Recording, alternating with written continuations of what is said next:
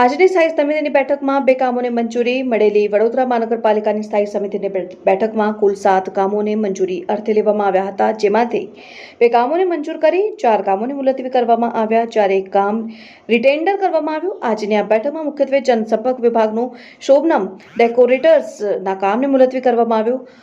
Makarpura GIDC ખાતે પ્રેમ શાખાની નવીન કચેરી બનાવવાના કામને પણ મુલતવી કરવામાં આવ્યું હતું. રોડ શાખાના 1 કામને મંજૂરી આપવામાં આવી હતી અને બેઠકની વિસ્તૃત માહિતી સ્થાયી સમિતિના અધ્યક્ષ ડોક્ટર શીતલ મિસ્ત્રીએ આપી હતી. આજની સ્થાયી સમિતિમાં 7 પ્રપોઝલો મૂકવામાં આવી હતી, જેમાંથી 4 પ્રપોઝલ મુલતવી રાખવામાં આવી છે. વડોદરા જનસંપર્ક વિભાગ દ્વારા જે ફરાજખાનાના કામ છે એમાં 16,81,000નો જે વધારાનો ખર્ચ કર્યો હતો, વત્તા 50 લાખની નાણાકીય મર્યાદા લંબાવવા માટેની મંજૂરી માંગવામાં આવી હતી. આ દરખાસ્તને મુલતવી રાખવામાં આવી છે.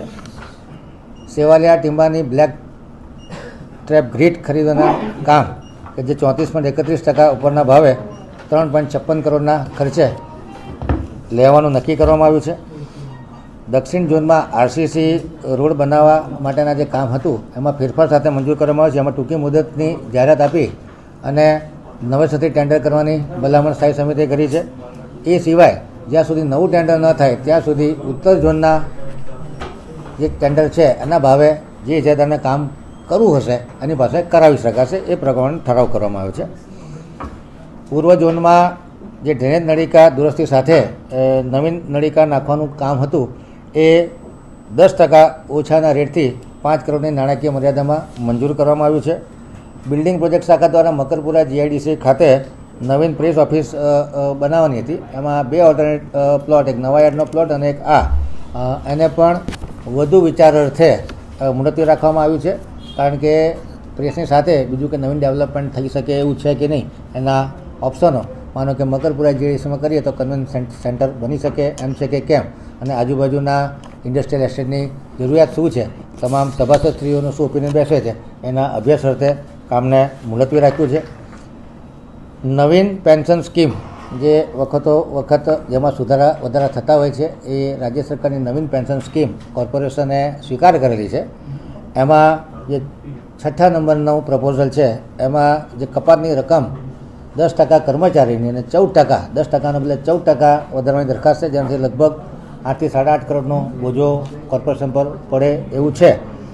એટલે એને પણ વિચારણા અર્થે મુલતવી રાખી છે.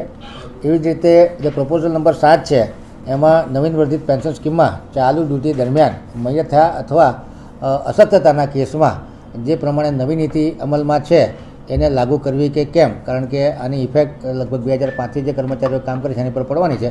આનાથી પણ કોર્પોરેશન પર 10% કરતાં જે 10% ફાળો કર્મચારી ચૂકવે છે અને જે 10% કોર્પોરેશન ચૂકવે છે, તો 10% કોર્પોરેશન ચૂકવેલો ફાળો એ કર્મચારી પાસે વસૂલ કરવાનો રહેશે અને 10% જે એનએસડીએલમાં જમા થાય છે એ પૈસાને ડાયરેક્ટ મળશે.